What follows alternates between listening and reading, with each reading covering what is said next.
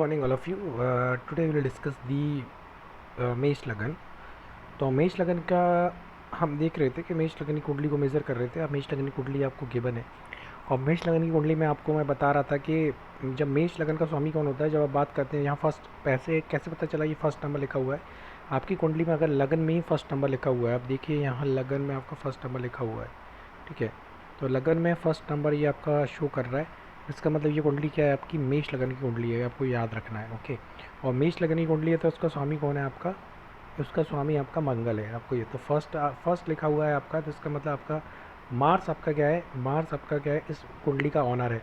तो इस first number लिखा हुआ है तो मंगल इस कुंडली का ऑनर हो गया आपका. तो मंगल इस कुंडली का ऑनर है बेसिकली, ये आपको याद रखना है. मंगल इस कुंडली का ऑनर है. अब बात करते हैं कि ऑनर की बात करते हैं कि इस ऑनर ये हो गया उस कुंडली का. अब देखते हैं कि बेसिक इन्फॉर्मेशन मैं आपको देना चाहता हूँ कि बेसिक इन्फॉर्मेशन है क्या बेसिकली इसकी. कि अब इसकी बात करते हैं कि आपको कुछ इंपॉर्टेंट कॉन्सेप्ट मैं बताना चाहता हूँ कि विपरीत राजयोग क्या होता है. विपरीत राजयोग क्या होता है. तो और विपरीत राजयोग की बात करते हैं कि विपरीत राजयोग क्या बात करता है, विपरीत राजयोग होता क्या है बेसिकली.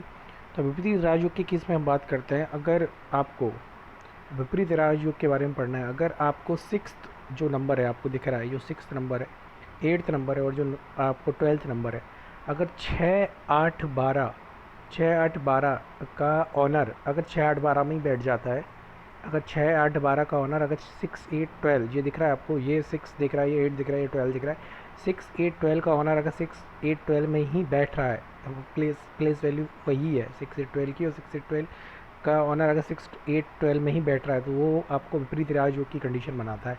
वो आपका विपरीत राजयोग होता है. इतना आप समझ लीजिए.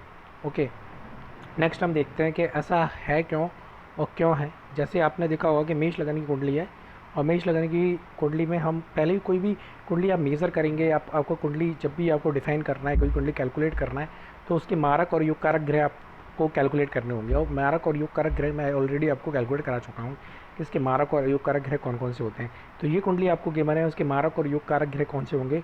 तो आप मारक लिखेंगे यहाँ कि इसको मैं लिखना है यहाँ मारक लिखिए. यहाँ मारक ग्रह जो आपके होंगे, मारक मैं यहाँ कंसिडर कर रहा हूँ, और योग कारक यहाँ लिख रहा हूँ मैं. योग कारक होंगे आपके इधर होंगे योग कारक, ये कंडीशन में योग कारक की दे रहा हूँ. तो जब भी आप मारक और योग कारक के केस में बात करेंगे, मारक ग्रह कौन से होंगे और योग कारक ग्रह कौन से होंगे इस कुंडली के अंदर, तो आप देखेंगे मेष लगन की कुंडली है तो मेष लगन की कुंडली 1 से स्टार्ट हो रही है. 1 से स्टार्ट है, इसका मतलब क्या है, इस कुंडली का ऑनर क्या है, 1 से स्टार्ट है. मार्स इस कुंडली का ऑनर होगा, मार्स इस कुंडली का ऑनर होगा, ये आपको पता होना चाहिए. मार्स इस कुंडली का ऑनर है, आपको ये है. ठीक है, अब मार्स इस कुंडली का ऑनर है तो आपको पता है 1 का जो पहले मैं एक बार रिकॉल करा देता हूँ सारी चीज़ें आपको कि ये 1 है. 1 जो लिखा हुआ है तो इसका 1 का ऑनर कौन है, 1 का ऑनर मार्स होता है. 2 बृहस्पति राशि होती है तो 2 का ऑनर शुक्र होता है. थर्ड आपकी कौन सी होती है, थर्ड आपकी मिथुन होती है, मिथुन राशि, इसका ऑनर बुध होता है. फोर्थ आपकी कर्क राशि होती है, इसका ऑनर चंद्रमा होता है, मून होता है. फिफ्थ होता है आपका, फिफ्थ जो राशि है वो आपकी सिंह राशि होता है, उसका ऑनर आपका सूर्य होता है, सन होता है. सिक्स्थ आपकी कौन सी है, सिक्स्थ आपका कौन सी राशि है, कन्या राशि है, इसका ऑनर बुध होता है. सेवन्थ आपकी तुला राशि है, इसका ऑनर शुक्र होता है. एट्थ आपकी वृश्चिक राशि है, इसका ऑनर मंगल होता है. नाइन्थ आपकी धनु राशि है, इसका ऑनर गुरु होता है. टेंथ आपकी क्या है, आपकी मकर राशि है, इसका ऑनर आपका शनि होता है. और 11th आपकी कुंभ राशि है, इसका ऑनर भी शनि होता है. 12th आपकी मीन राशि है, इसका ऑनर गुरु होता है. तो ये ऑनर आपको याद रखना पड़ेगा किसके ऑनर क्या है. तो हम मंगल की बात, योग कारक और मार्ग ग्रह आप कैसे कैलकुलेट करते हैं ये आपको पता होना चाहिए. तो हम योग कारक की बात करते हैं कि योग कारक कैसे कैलकुलेट करना है. तो फर्स्ट ऑफ ऑल योग कारक कैलकुलेट करने के लिए आपको सबसे पहले आपको देखना है कि फर्स्ट लिखा हुआ है मंगल, तो फर्स्ट मतलब आपके इस कुंडली का ऑनर कौन हुआ, इस कुंडली का जो ऑनर है, इस कुंडली का जो ऑनर है आपका, वो इस कुंडली का ऑनर है आपका मंगल. तो मंगल कभी भी इस कुंडली के लिए मारक ग्रह नहीं होगा. मेष लगन की कुंडली है, इसका ऑनर 1 से, लगन में ही 1 लिखा हुआ है, 1 से स्टार्ट है, इस कुंडली का ऑनर मंगल है. तो ये मंगल हमेशा इसके लिए योग कारक ग्रह की कैटेगरी में आएगा. तो मंगल इसके लिए योग कारक होगा. तो आप लिख दीजिए कि मंगल योग कारक है. ठीक है, तो बेसिकली दिस वन, और मंगल मार्स इसके लिए क्या है, योग कारक ग्रह की कैटेगरी में. मार्स इसके लिए योग कारक ग्रह है. ये तो ये आपको पता होना चाहिए. ओके, नेक्स्ट हम लेवल पे ले जाते हैं इस चीज़ को. जब नेक्स्ट आपको लेवल देखना है तो नेक्स्ट है हमारा सिंपल सा कॉन्सेप्ट है कि मार्स इसके लिए योग कारक हो गया, तो हम मार्स को लिख देंगे योग कारक, या आप ऐसे डिफाइन कर दीजिए उसको इस तरीके से। ये मार्स है, मार्स इसके लिए योग कारक ग्रह। ठीक है, अब बात करते हैं सेकंड की। सेकंड होता है वृष राशि। सेकंड, जो सेकंड नंबर लिखा है इसका मतलब है ये ब्रश है, ब्रश है, इसका ऑनर शुक्र होता है। अब क्या है, अष्टम द्वादश थ्योरी क्या होती है? अष्टम द्वादश थ्योरी आपको थोड़ा समझना पड़ेगा कि अष्टम द्वादश थ्योरी क्या होती है। अष्टम द्वादश थ्योरी के अकॉर्डिंग हम सेकंड नंबर के हाउस को देखते हैं और सेवन्थ नंबर के हाउस को देखते हैं। अगर वो लगन का आप जो लग्नेश में बैठा हुआ है, मतलब जो मेन कुंडली में आपका ऑनर है, अगर उसका फ्रेंड है तो उससे हम मारक और योग कारक डिसाइड करते हैं। तो ये बहुत इंपॉर्टेंट कॉन्सेप्ट है, मैं जो आपको बार बार बता रहा हूँ। ये कॉन्सेप्ट ये है, इसको अष्टम द्वादश थ्योरी बोलते हैं। अष्टम द्वादश थ्योरी क्या होती है? अकॉर्डिंग टू अष्टम द्वादश थ्योरी, अगर आपको सेकंड और सेवन्थ हाउस देखना है तो आपको लग्नेश का से फ्रेंडशिप होनी चाहिए उन प्लैनेट्स की। तभी वो योग कारक मारक कैटेगरी हिसाब से डिसाइड करेंगे। अब देखिए, फर्स्ट है आपके, इसका ऑनर क्या है? फर्स्ट का ऑनर मंगल है, फर्स्ट का ऑनर मंगल है। और सेकंड का ऑनर क्या है? सेकंड का ऑनर शुक्र है। सेकंड है वृष राशि। अब देखिए, शुक्र और मंगल की, इससे पहले वाले लेक्चर में बताया, शुक्र और मंगल क्या होता है आपस में? क्या होते हैं? शुक्र है आपका दानव ग्रह, मंगल है आपका देव ग्रह, आपस में फ्रेंडशिप नहीं है। तो शुक्र इसमें क्या होगा?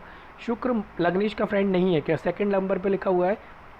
अब देखिए, ये सेकंड नंबर पे यहाँ लिखा हुआ है, बार बार देखिए सेकंड नंबर, ये सेकंड नंबर डिसाइड कर रहा हूँ। सेकंड नंबर है वृष राशि। ये ब्रश का इसका मालिक कौन है? शुक्र है, इसका ऑनर शुक्र है, इसका ऑनर कौन है? मंगल है। अब मंगल और इन दोनों को क्या है? फ्रेंडशिप देखेंगे। सेकंड ग्रह, इसको अष्टम द्वादश थ्योरी बोलते हैं। अकॉर्डिंग टू अष्टम द्वादश थ्योरी, आपको सेकंड और सेवन्थ हाउस की फ्रेंडशिप लगने से देखनी पड़ती है। तो सेकंड हाउस क्या है? वृष राशि। और वृष राशि का स्वामी कौन होता है? शुक्र। शुक्र क्या है? मंगल का क्या है? मित्र नहीं है, इसलिए शुक्र को हम किस में डालेंगे? मारक ग्रह की कैटेगरी में डालेंगे। तो आपका क्या होगा? जो वीनस होगा वो मारक ग्रह की कैटेगरी में होगा, ये याद रखिएगा।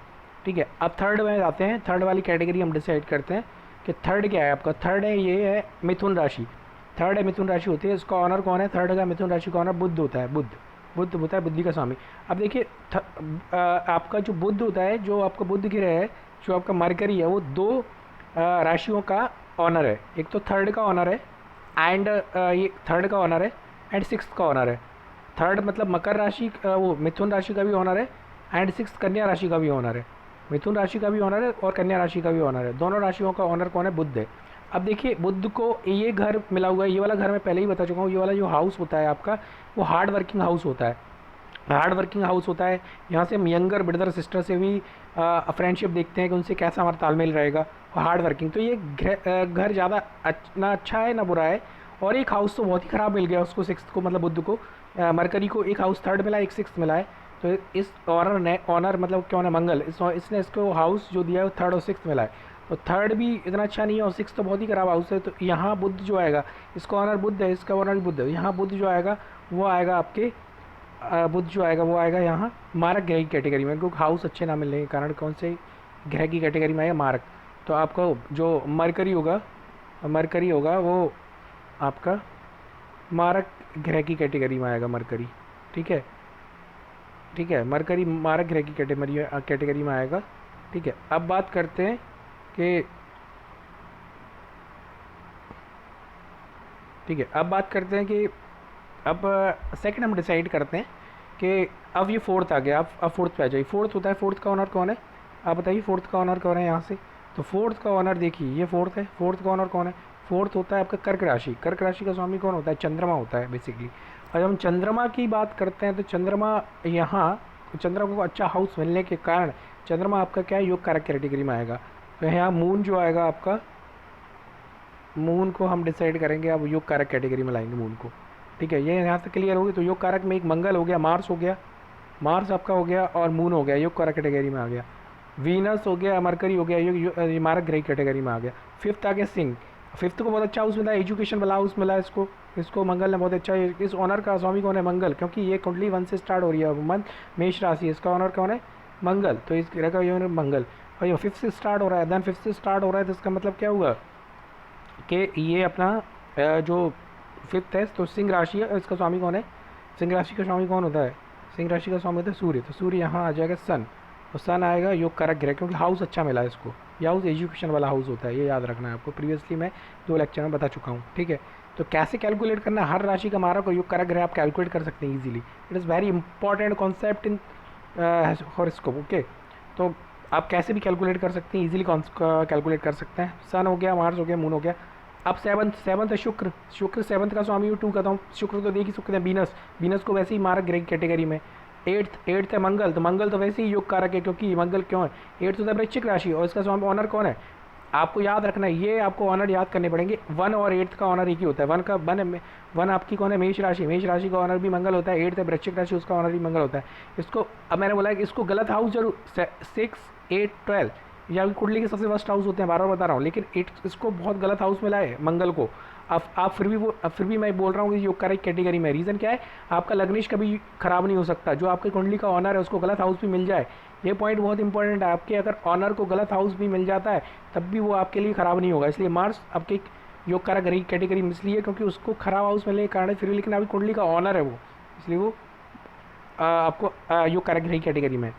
अब बात करते हैं नाइन्थ है आपका, क्या होता है, धनु लगन और बृहस्पति। तो बृहस्पति को कौन कौन सा हाउस मिला हुआ है, बृहस्पति को इधर मिला हुआ है 9th हाउस मिला हुआ है, और यहाँ 12th हाउस मिला हुआ है, ठीक है। तो एक कॉर्नर वाला हाउस मिलने के कारण यहाँ आपका जो जुपिटर होगा वो योग कारक ग्रह कैटेगरी में, ये हाउस बहुत अच्छा माना जाता है। ये पिता का घर होता है, मैंने बार बार बताया, ये पिता का घर है और कॉर्नर हाउस है, अच्छा माना जाता है। तो ये एक घर अच्छा मिलने के कारण इसको जुपिटर को मैं रखता हूँ, देन जुपिटर को मैंने रखा है आपको सिंपली जुपिटर को मैंने रखा है आपको योग कारक ग्रह कैटेगरी में। अब शनि की बात करते हैं। 10th, शनि को 10th मिला हुआ है यहाँ और 11th मिला हुआ है यहाँ। आप लेकिन ये शनि 10th 11th तो मिला हुआ है, दोनों हाउस अच्छे हैं। ये आय का हाउस है आपका और ये आपका प्रोफेशन वाला हाउस है। बट रीज़न ये है कि लग्नेश, यहाँ से लग्नेश के फ्रेंड ना होने के कारण इसको सम ग्रह की कैटेगरी में रखा है। तो इसको शनि को मैंने सम ग्रह की कैटेगरी में से, ये लग्नेश का फ्रेंड नहीं है आपका। तो यहाँ दोनों हाउस अच्छे मिले हैं, बट लग्नेश का फ्रेंड ना होने के कारण शनि आपका सम ग्रह की कैटेगरी में। हाउस अच्छे मिले हैं लेकिन फ्रेंडशिप ना होने के कारण तो इसको मैंने रखा हुआ है, देन इसको रखा हुआ है मैंने सम ग्रह की कैटेगरी में। तो सम ग्रह की कैटेगरी में आपका आने वाला है आपका शनि सैटर्न जो है आपका सम ग्रह की कैटेगरी में। तो अब याद रखिए, ये मेष लगन की कुंडली में मार्स आपका मार्स, मून, सन, जुपिटर ये योग कारक हैं, और मारक कौन से, वीनस और बुध। तो कभी भी आप मेष लगनी कुंडली में ओपल नहीं पहनेंगे एंड पन्ना नहीं पहनेंगे, ये आपको याद है, बार बार मैं बता रहा हूँ। आप ओपल नहीं पहनेंगे और पन्ना नहीं पहनेंगे मेष लगनी कुंडली में, क्योंकि मारक ग्रह के कभी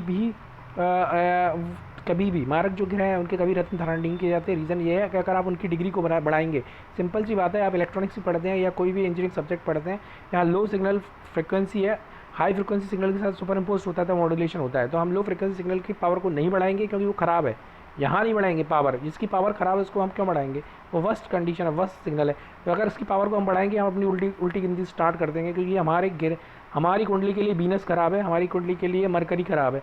तो कभी भी इनका हम रत्न धारण नहीं करेंगे। आप मून पहन सकते हैं, सन पहन सकते हैं, सन के लिए आप माणिक पहन सकते हैं, मोती पहन सकते हैं, मूंगा पहन सकते हैं, पुखराज पहन सकते हैं, लेकिन इस कुंडली के लिए सबसे अच्छा रहेगा आपका सन, क्योंकि सन का क्या प्रोफेशन हाउस है, ये देख रहा है, एजुकेशन वाला हाउस है, ये देख रहा है, संतान को देख रहा है, ये वाला हाउस है, इसके लिए माणिक सबसे बेटर रहेगा। तो आप कभी मरकर कोई अगर रिकमेंड करता है ओपल या पन्ना तो आप कभी नहीं पहनेंगे, ये याद रखिएगा मेष लगनी कुंडली में। ओके, नेक्स्ट मैं देखने वाला हूँ कुछ इंपॉर्टेंट कॉन्सेप्ट है। अब देखते हैं कि ये बहुत ही इंपॉर्टेंट कॉन्सेप्ट मैंने आपको बताया कि कैसे हम योग कारकों को मारक ग्रह की कैटेगरी की बात करते हैं। नेक्स्ट